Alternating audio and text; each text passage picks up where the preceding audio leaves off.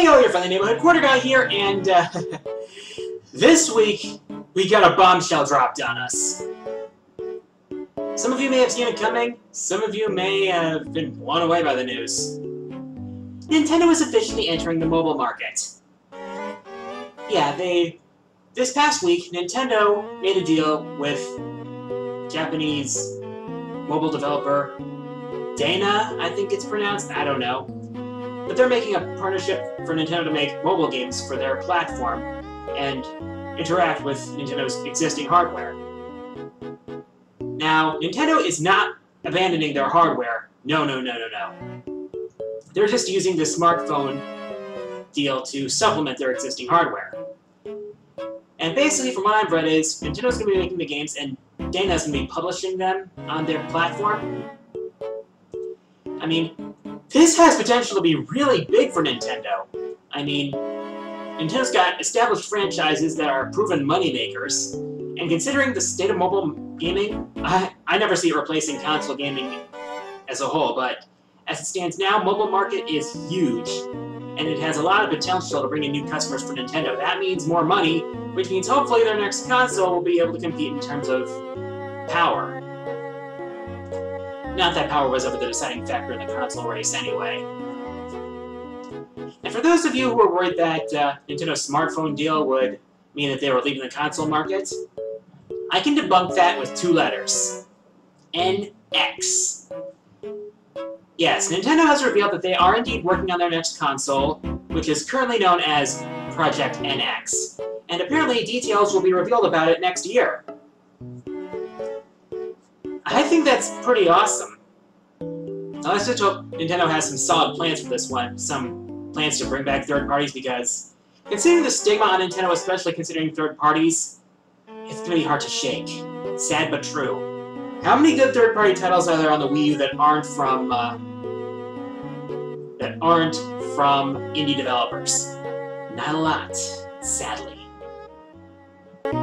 In other news, next week, Dungeon Fighter Online, Open Beta Episode 1 is starting.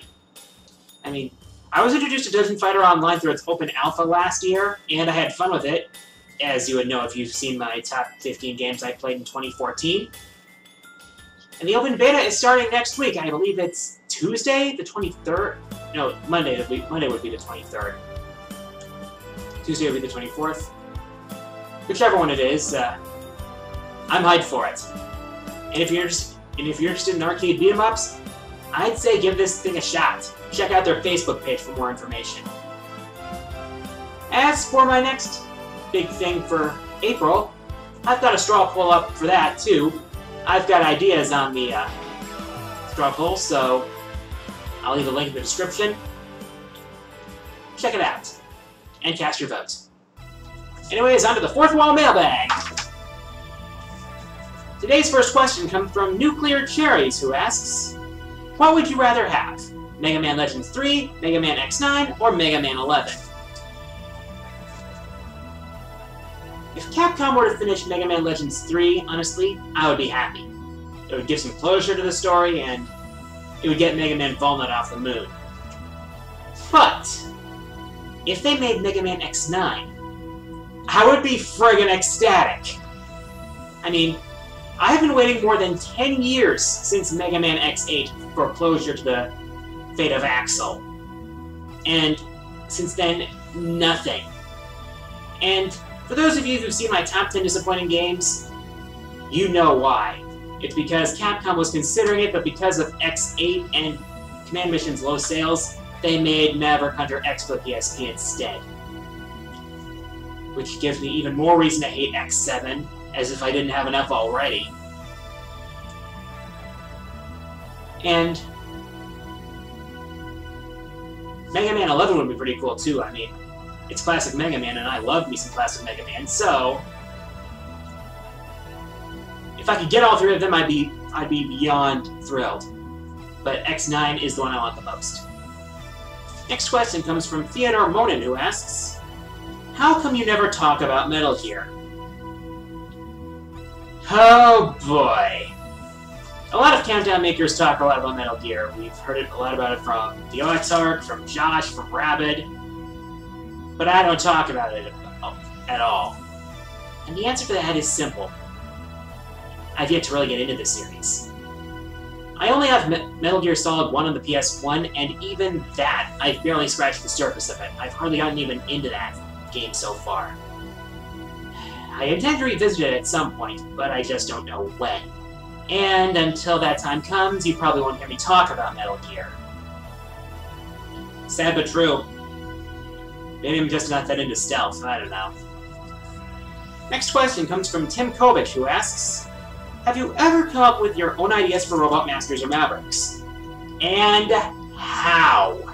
I mean, ever since I was a young fan of the Blue Bomber, I'd come up with ideas in my head for Robot Masters. The reason I never really put much into them was because, for one thing, my drawing skills are crap. Yeah, I probably couldn't draw a well-proportioned Robot Master to save my life. Because, to be honest, I'm not an artist, not even close. But I have had ideas. Who knows, maybe sometime I'll share a few with you. Or not. Next question comes from MattFreeze57, who asks, who is your favorite character in Monster Hunter 4 Ultimate? That would be the Guildmarm. Yeah, the Guildmarm is the quest giver who hands out your quests in the offline caravan quests mode. And she is positively adorable. I mean, she makes plushies of monsters, she makes sketches of them, she has a crush on a frickin' Rakidios, she calls your hunter Doodle, and she's positively adorable. Yeah, she's just so gosh darn cute. And I'm not alone here. A lot of people on the art communities are pretty much calling her waifu material. And I'm honestly not surprised. Final question comes from Jonathan Kimmel, who asks, who has more tender sweetness, Handsome Jack or a seasick crocodile? Well, given the choice between the two of them, I'd take the, seasick crocodile!